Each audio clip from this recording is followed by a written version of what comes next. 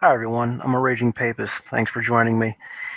I thought I'd go ahead and let people know why I am in the Reactosphere, why I'm in the alt-right, how I found myself here on this sort of crazy political journey of my life.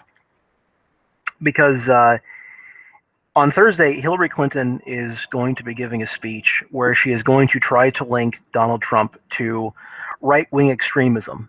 And I think she's going to be bringing up the alt-right and trying to say, how terrible these people are, how demonic they are, how they're just racists and xenophobes, and all manner of hateful rhetoric is going to be used to try and tell Trump supporters that you should not be standing amongst your own. That if you support Donald Trump, you are supporting these fringe elements of the right. And obviously, as being within the reactosphere, we are on the fringe. We are a small community, but very vocal. And one thing that I want to appeal to on my channel is I do want to appeal to the normie. I don't want the alt-right to be this sort of esoteric, always out by itself, trying to correct the larger culture. I want to merge with it. I want to pull the culture rightwards. I want to be restoring our traditional values and our traditional ways of thinking about things, which the left has always told us, at least my whole lifetime, that you are not supposed to be thinking that way. And that has ultimately led to the downfall of conservatism, I think, as we know it to be. Neoconservatism, which is what the Republican Party in the United States is not conservative. They stand for nothing, which is why you're having the big backlash with Donald Trump.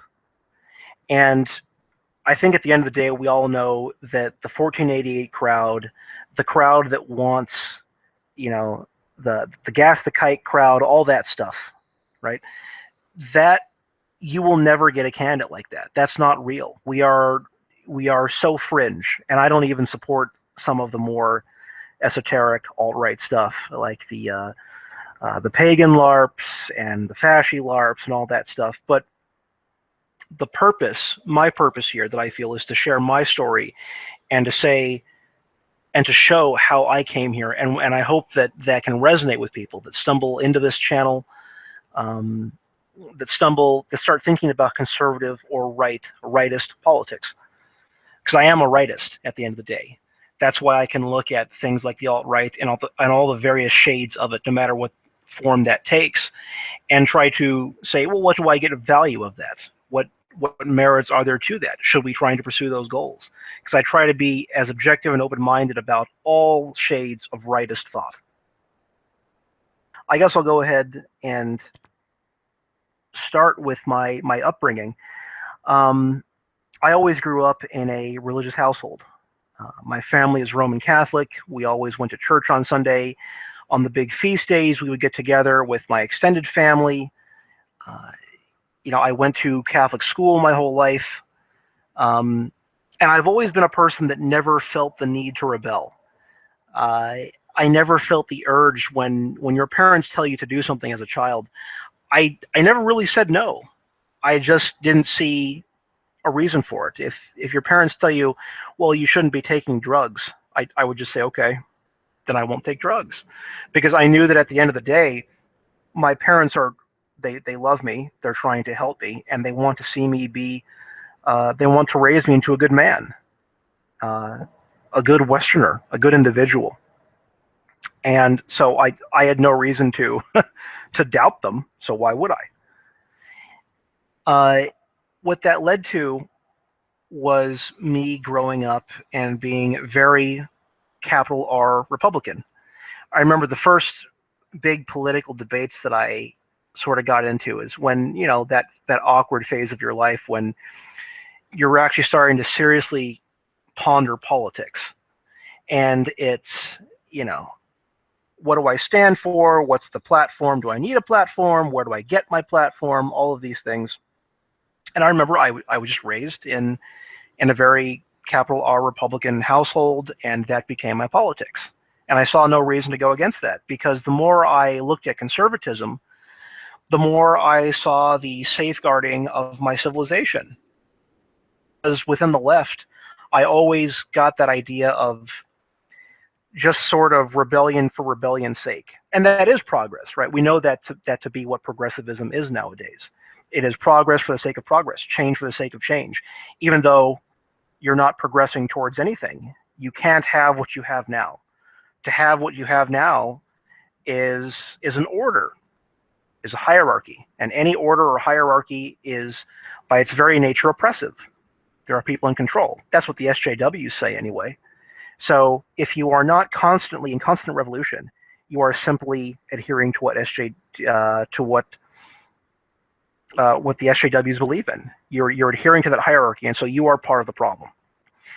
That entire argument and that mindset never jived with me at all. Because again, I saw no real reason to doubt my family or the things that provided me structure. And you could say that, well, my whole life I was kind of raised with the conservative mindset.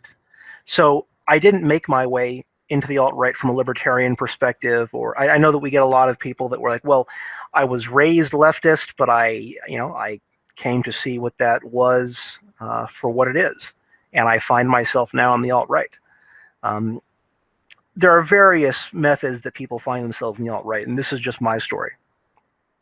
So I remember in college, I was in college in the Bush years, and I started getting into, that's where you really get into the heavy political debates, right? Is the college years, when you're trying to find what kind of man you want to be, where you want to go in the future. What does this all mean? Why am I here? You're trying to hit those big topics in your mind. And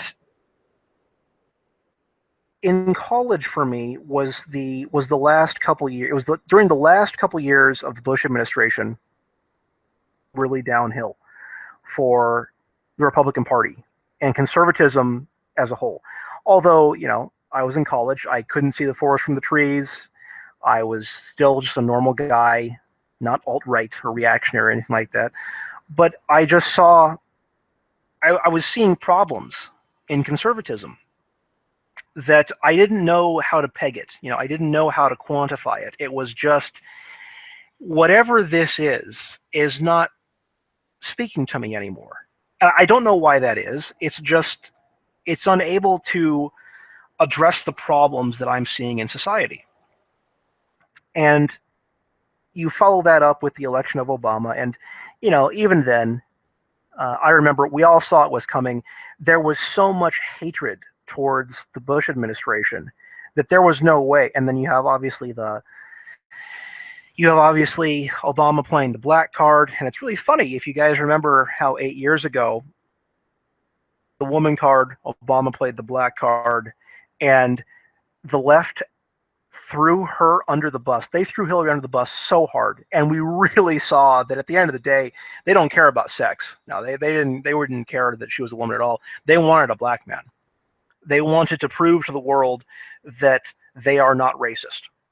And again, the way they prove that they are not racist is by doing things that are anti-white. Well, they're not going to vote for the white guy. I mean, we gave you an opportunity to vote for a black guy. Why would you not take that?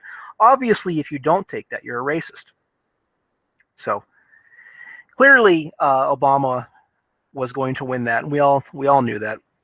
But the thing that really kind of crashed my ideology, and maybe some of you will be able to relate to this, was, okay, I could see Obama was going to win, that the left was going to take was going to take power that first time, but not the second time.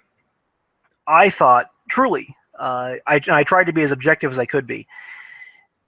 There's no reason that Obama is going to be getting a second term. He can't get a second term. That doesn't make any sense to me. I mean, he just, after the first 4 years of utter disaster, I remember the apology tours, telling, our disarming of the Polish missile defenses, the apology tours and the Arab Spring, and how we didn't touch anything, even though some of them were dying for the Americans to come in and help them. Nope, it's not our business. We're not going to stay away. And the problem with that in my mind is like, okay, should we be getting involved in these locations? Of course not. They're not Western. They're not our people. Why should we be dying for them? But if they are asking, but here's the political game. If they are asking for our assistance and we can get something of it, either we install a puppet state for our nation, which I don't, as a nationalist, I don't see why I would be against that, because I'm giving my nation power. Of course I want my nation to have power and proxy. So, I didn't see a reason not to assist the various regimes that were saying, hey, Western people, help us out. And we didn't. And they got crushed, and now we have a caliphate rising that is vehemently anti-Western and is expanding. It is expanding. What else did Obama do during those first 4 years? Doing everything he could to close Gitmo, even though 8 years later we know he didn't do that. But I remember this was back in the time when he started just releasing prisoners that we caught. And there were all these news stories of, these people that we actually let go, we just let them go, and they immediately went back to the battlefield and started killing our soldiers again. I said, well, okay, well, we saw that coming. They are in prison for a reason. It's not just racism. It's not just whatever. You can't just let them go, but we did. I just remember after all the rhetoric, after all the things that had happened, I said to myself, well, there's no way a right candidate will lose. He can't. The nation is better than this. The American people understand the stakes. They know what's going on. So we gave the left 4 years to Western and powerful, white Western powerful, all these things. And, they will, okay, we've seen reason now. We gave them their affirmative action candidate, right? But as we saw, that wasn't good enough. Now, you can chalk it up to Romney being a very weak candidate. Of the candidates that ran at the time, even, I remember thinking, man, Romney is weak. He is a weak candidate. But still, people will vote for him in the end because they don't have a choice. And I remember having discussions with people around the time and even thinking, I try to do the thing where I moderate myself. So I would say, well, it's going to be very close. It's going to be very close, but ultimately Romney's going to win. When in my heart, I knew that this isn't going to be close at all. I'm just saying that to sound reasonable, as I'm sure you all understand. Those little debate tactics, those little things that make you try to appeal to the middle ground to make yourself sound more solid, to make you sound more empathetic. When in your heart you're like, no, the left's not going to win, they can't. And lo and behold, Romney gets trashed. I mean, it wasn't close. There was no slim margin of error. There was nothing like that. He got trashed. And I remember asking myself, but what happens now? How does this happen? I don't understand what this means. And I don't remember what I sat down and did, but it was with the defeat of Romney, I questioned my Republican allegiance. I questioned my American allegiance because I was always a big believer in my country and my people. But then I started to see that my people are making a lot of mistakes. So what are we supposed to do here? How do we get back on track? And so I went looking for answers to try and find these answers to these questions that I was raising internally. And that's the thing. People don't realize how a person becomes radicalized. They all think that a person will become radicalized or rigid in their thought by, it's just something that happens. You see something that happens and you snap. And now you're a crazy killer, right? Now you're going to go shoot up a school. Now you're going to go do something. And I can tell you, as a person who underwent this process, that's not what happens at all. What happened is a crisis of faith. That's what occurred here. And the crisis of faith for me was in the Republican Party, was in conservatism. And you can even see things like that from way back when. I mean, Ronald Reagan said himself that Ronald Reagan's life, he was always a Democrat. And then what's his famous quote? Well, at some point in my life, the Democratic Party left me. And I had no choice but to be a Republican because the Democratic Party just for it almost seems like out of nowhere. They're just saying things I don't believe in, so I can't vote for them. That's kind of what happened to me with and what's happening with a lot of Republicans now, not just alt-right, libertarians, people that are looking to a third-party candidate. They're just like, look, this neocon Republican Party is just not something that I can support anymore. It clearly doesn't work. And so they're looking for answers. So I remember I sat down at the computer one day and I just, I was on YouTube and I think I looked up, I was feeling really edgy, as you could guess. And I looked up like Downfall of the West or Downfall of America or whatnot. And I remember I was linked to one of the things in the search bar came up with Arini. And so the very first video I watch of Davis Arini it was like Downfall of the West, and it's this weird, weird Kane-looking guy, Kane from a video game. I shouldn't say that. Normies are going to see this video.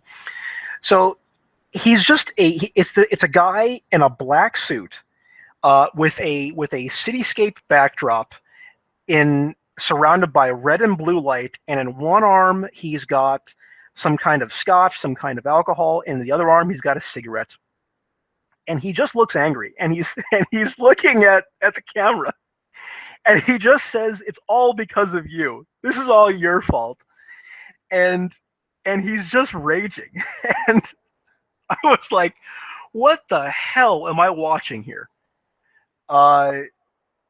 And even though I was kind of aghast, like what is this why is this weird bald man screaming at me and saying it's my fault? And I just started browsing the comments, and I don't remember if it was that video. I was intrigued, obviously. I was browsing the comments. Maybe I started going through some of his other videos because I just wanted to see what is this weird guy on about. And there was a very thoughtful comment by a guy named Millennial Woes. And so I said, oh, that's a neat, edgy name. I'll check him out. So basically after that, and this was back when Millennial Woes had like, I don't know, I want to say less than 500 subscribers, but I'm not certain.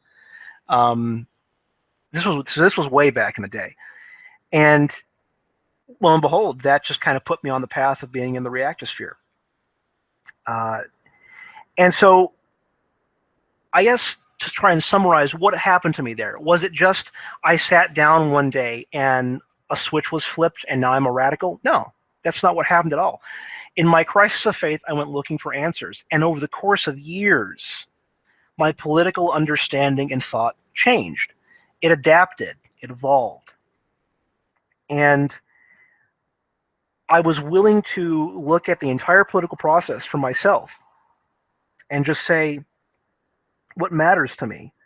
I mean, let's take off the ideological goggles for just a few minutes and really ponder all these things that the alt-right is saying.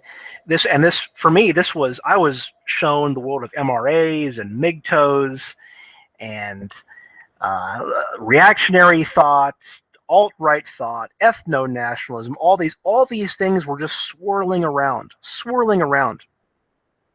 And so I just said, look, I'm not going to be holding myself to any ideology. I'm going to look at each of these for myself and find truth in them.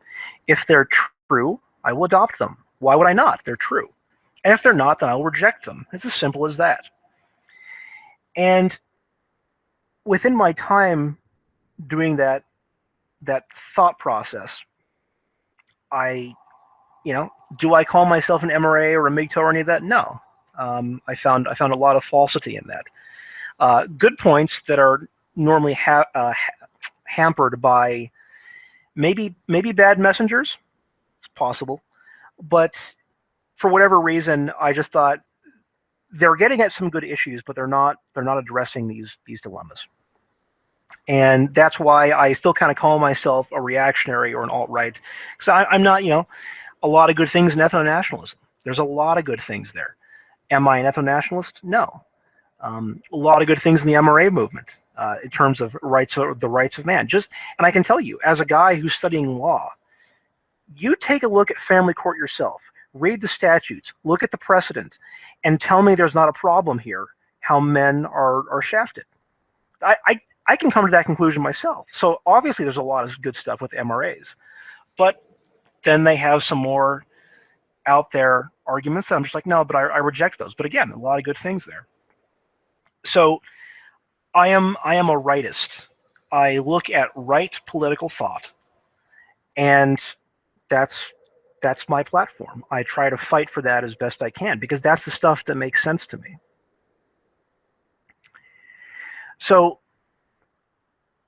given that Hillary Clinton is going to try and demonize us on the right come Thursday, for the people who don't know who I am in the future, hopefully before the election, who are already my subscribers and followers, I want to demonstrate and show you all that we are not monsters. The alt-right are not a bunch of racist, xenophobic people. Yeah, there's a lot of personalities in the alt-right, and these personalities, they have their pet issues. You could say raging papist. I can tell what your pet issue is automatically. You're some kind of hardcore tradcath, right? I would say I'm not really a tradcath the more that I think about it, but it's it's just one of those. We all have our pet issues, and so if you're only seeing one aspect of that, it could drive you away. And since there are so many people in our society, this is the Trump revolution is a revolution against the Republican Party. It is a revolution against neoconservatism, which is something that I'm trying to demonstrate. It is rational, it is calm, it is thoughtful. No one needs to be screaming at anybody. I'm telling you from my personal experience and the conclusions that I have reached, and you may reach differently, but understand where I am coming from. Neoconservatism does not work. And we are not bad people. We are good people, but we are people who have different values than what the normies. That's what we call the average sort of Republican voter, the average conservative voter, who has not been experienced to reactionary alt-right thought, men's rights movements, things like Gamergate, all this right-leaning stuff. They have you haven't seen that, and that's okay. But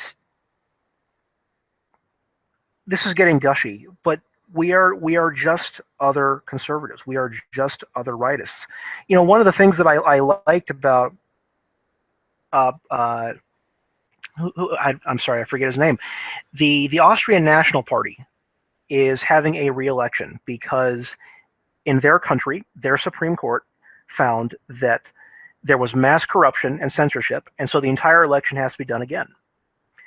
And one of the things that he said that really resonated with me is because, of course, you can imagine what the media said. Oh, they're all racist and xenophobes. They want to leave the European Union. What sensible individual wants to do that? No. So we demonize them, demonize these Austrians that care about their nation and their people. So they're not. I mean, no one can reasonably stand with them, right?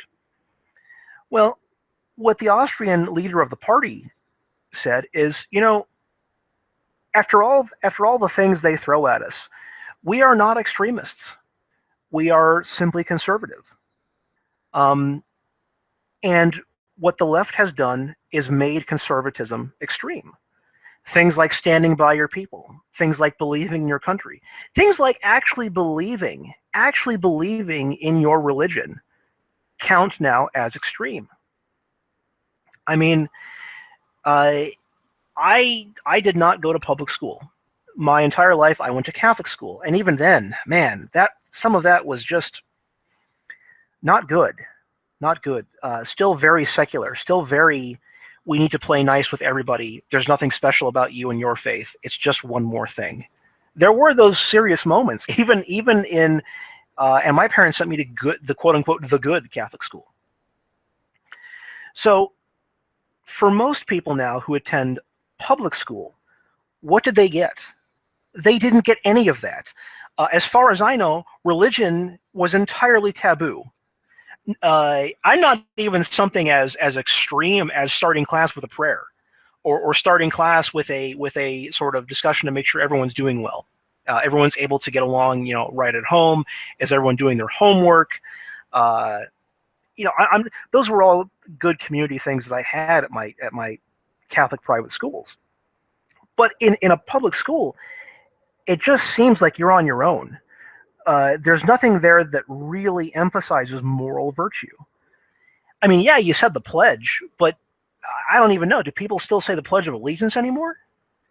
Um, I've heard that called extreme and racist. So I don't know what kids do in public school anymore. But there's a general breakdown, from my understanding, of the family life in the public sector, in the public school.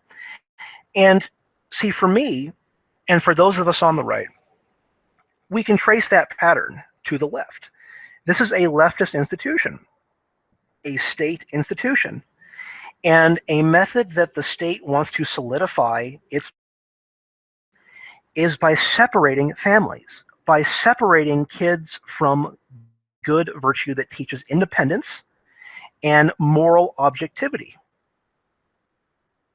Because if a person has moral objectivity, you can look at a murderer and say objectively, morally, not just by utilitarianism, not just because they're somehow in some way damaging the economy, or they're taking someone out of the workforce, or the secular humanist approach of, well, I wouldn't like that to happen to me, so you shouldn't do that. But with moral objectivity, you can condemn that person. And society can condemn that murder as you did a wrong action.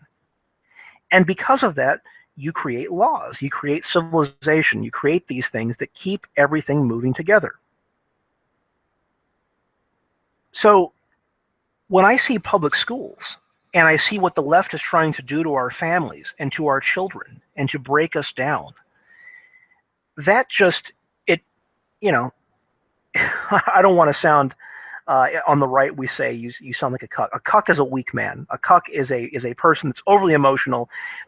At the end, they're just trying to fatten their wallet for politics. I don't want to sound like a cuck, but frankly, that frightens me.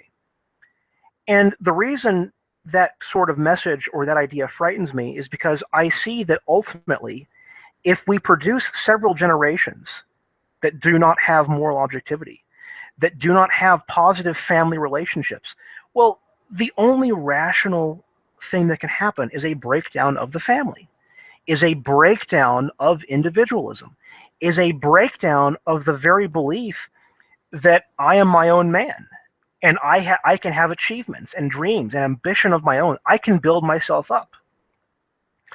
That's why you may remember that Obama stepped in something pretty hard when he came out and said, you didn't build that. You didn't build those roads. The state built those roads. The state uses your money to build all that stuff. And people at the time were like, oh, that's a fine point, right? That's stupid.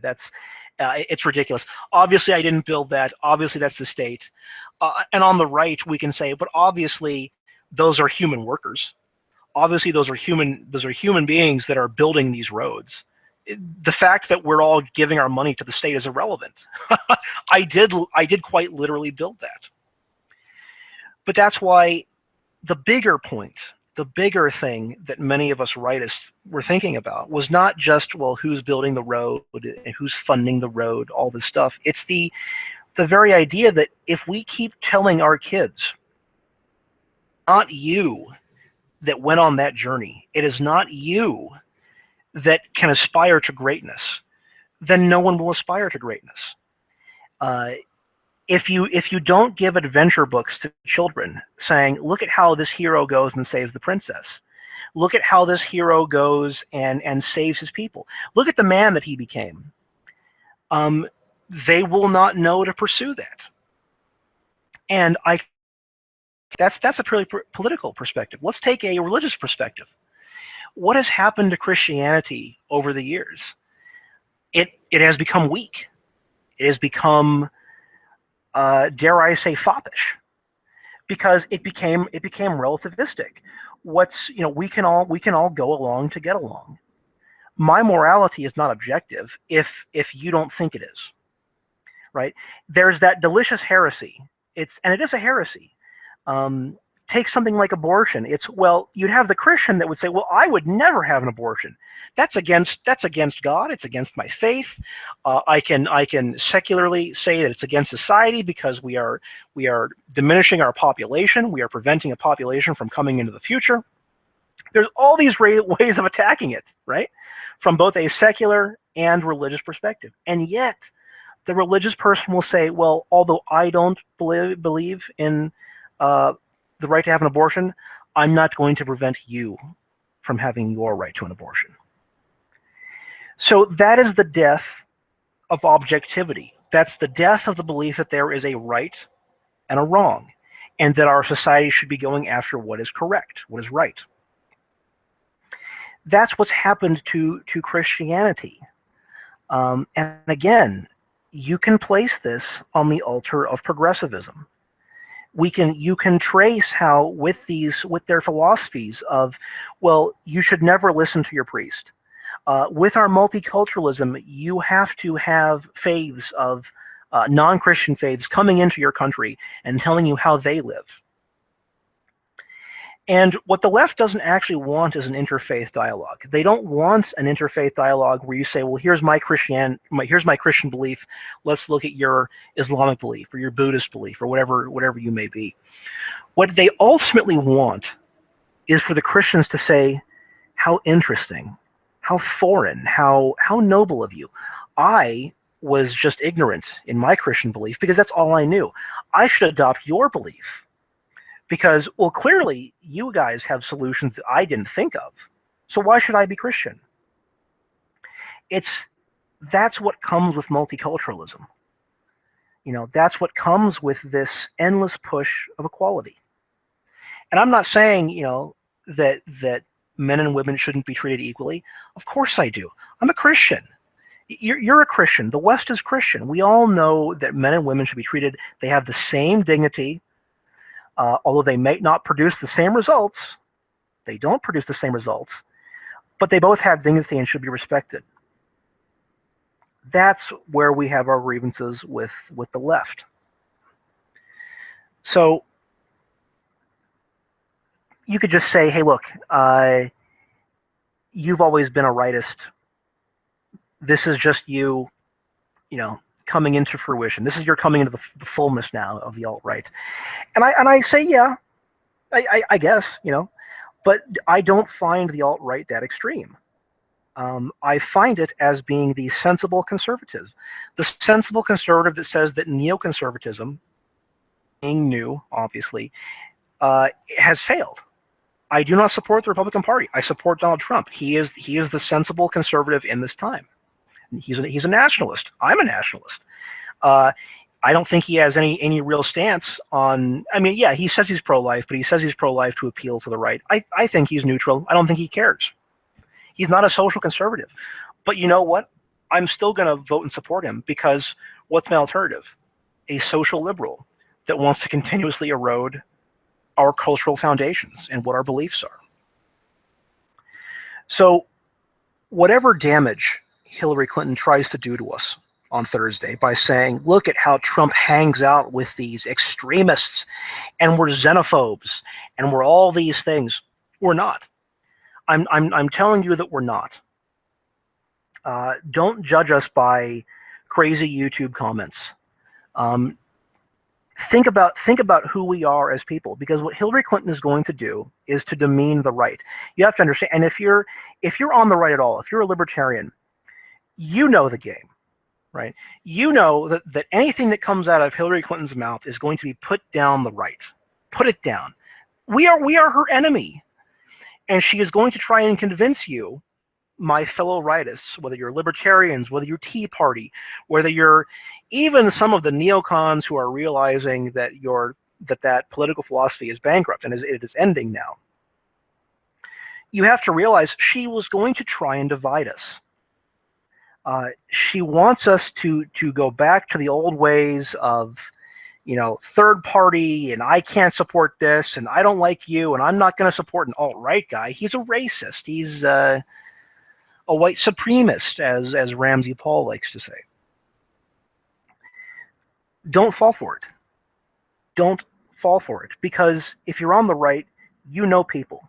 You know people better than a leftist knows people, because leftism hates humanity. Leftism is trying to change humanity.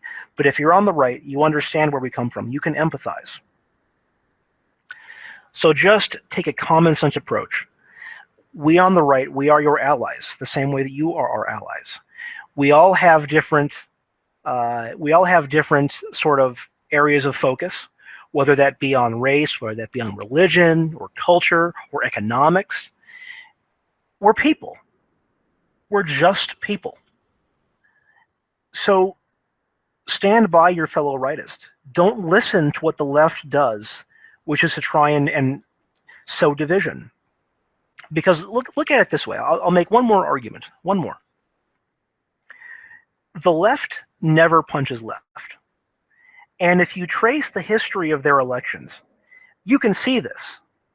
The GLBT people really, really despise the feminists, and vice versa, because, and I'm just using their rhetoric, I'm not making this up, they truly believe this, a third wave feminist does believe that any sex with a male, that includes sodomy, that includes what gay men do, is rape.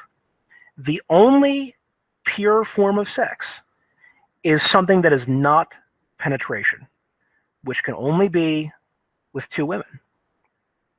So they despise them. They despise each other. I'm sure we all know on the right that the left has always touted itself as the party for the working man, the party for the blue collar, right? They're the big union supporters, right? All the union money going into Hillary, even though the unions have made themselves irrelevant. They've made, because there's no manufacturing left in this country. You can thank the left for that. But who do the unionists hate? Well, the unionists hate the rabid environmentalists. They hate the greenies, because the greenies want to put endless tariffs, endless restriction, bureaucracy. They want to levy all these things on the unions so that they can't work. Now, obviously, if you're a blue-collar guy who's trying to put food on his table, who does want to take care of his family, who just wants to take care of himself, you want a job. Obviously, they despise each other. The point is that all of these groups loathe each other. And yet, when it comes time for political power, they put aside their differences, and they will vote Hillary. I just saw a poll that all those Bernie Sanders supporters, the people who are they froth at the mouth against Hillary. They despise her because they know. I mean, when the Bernie Sanders leaks came out, we all saw how he got shafted. The DNC was never going to let him be a presidential candidate. They'll use super PACs, they'll use super delegates. They don't. It doesn't matter. He cannot be allowed to be the DNC candidate. They saw this. And yet, new poll comes out. 80% of Bernie Sanders supporters will vote for Hillary. So they play the game. They understand that if they want to have any shred of hope to have their vision, their leftist vision for the world come to fruition, they have to vote left. They have to. And they will put aside their disagreements, because they always do. Doesn't matter how much they hate each other. Now, what I would ask you, people on the right, is to do the same. You may have heard nothing but lies about the alt-right. You may think that we're all just, all those things I've already said, right? We're xenophobes, we're imperialists, we're nationalists. Well, first of all, I want to say, what's wrong with nationalism? Because I think when I say the term nationalism, the first thing that pops into your mind is the jackboot thug, right? You think of the brown shirt. Obviously, you have been trained very well to do so. It was the left that trained you to view that, even though there's many shades of nationalism. And we used to have real patriotism in this country. I love the United States. I want to stand by my people. So the same way that the left never punches left, and ultimately, when the chips are on the table here, they don't punch left. I would ask you, who doesn't know what the alt-right is, don't punch right. Don't punch right. I'm not saying you have to adopt our platforms or our viewpoints. Hell, you don't even have to talk to us. If what we say is so truly offensive to you, fine. Then we can have that disagreement. Then go your own way. I will go my own way. But don't punch right. Don't turn into these neocons who are trying to sabotage conservatism. Because that's what they've done. These neocons have taken the Republican Party away from you. What is it that that's conservative about them? To quote Mark Stein, who is, a normie, another conservative normie, we used to have two political parties. One that was social liberal, the other that is social conservative. And yet, although it doesn't matter who's in power, the country becomes more social liberal. We used to have a party of the doves. It doesn't matter who's in charge. America loses wars. So don't punch right. Don't attack Donald Trump, because if you attack Donald Trump based upon what Hillary is telling you, then you just bought into the left, and you're a tool. You're a tool for them. So that's all I really have to say for now. I wanted to share my journey rightward, where it left me, as a political evolution of thought, not as a drop down, spontaneous, oh, I'm a radical now, because that's just not how radicalism works. A person becomes radical when they are forced to confront their belief system, and they came up with something new. That's all I did. So that's all for now. If you're stumbling into the alt-right, be sensible, be good. It's not a bad place to be. I'd say that we are the most natural conservatives of all, because we are the ones that actually want to conserve and preserve what is Western, what is good about our lives. Don't let the left demonize us. Don't let the left lie to you. So, welcome to the alt-right. Welcome to conservatism. And I'll speak to you guys later. Thanks. Bye-bye.